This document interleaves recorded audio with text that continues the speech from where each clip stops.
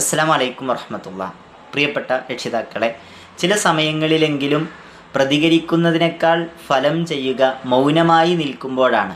നബി ഐഷ റളിയല്ലാഹു അൻഹയിൽ കണ്ട ഒരു തെറ്റിനെ പൂർണ്ണമായി മൗനം പാലിച്ചുകൊണ്ടാണ് തിരുത്തിയത്. അപ്പോൾ സ്വയം തെറ്റ് മനസ്സിലാക്കാനും അത് തിരുത്താനും അവർക്ക് സാധിച്ചു. ഇതുപോലെ മക്കളിൽ കാണുന്ന എല്ലാ അബദ്ധങ്ങൾക്കും എല്ലാ ചെറിയ പോരായ്മകൾക്കും പ്രതികരിക്കുകയും അവരെ കുറ്റപ്പെടുത്തുകയും ചെയ്യുമ്പോൾ അവരുമായുള്ള നമ്മുടെ ബന്ധം കുറയാനും നമ്മുടെ പ്രതികരണങ്ങൾക്കുള്ള വില നഷ്ടപ്പെടാനും അത് കാരണമായി തീരും. അതുകൊണ്ട് തന്നെ ചില സമയങ്ങളിലെങ്കിലും മൗനമായി നിൽക്കുകയും അവർക്ക് സ്വയം തെറ്റ് മനസ്സിലാക്കാനും തിരുത്താനുമുള്ള അവസരങ്ങൾ നമ്മൾ നൽകുക. അള്ളാഹു തൗഫീക്ക് നൽകുമാറാകട്ടെ.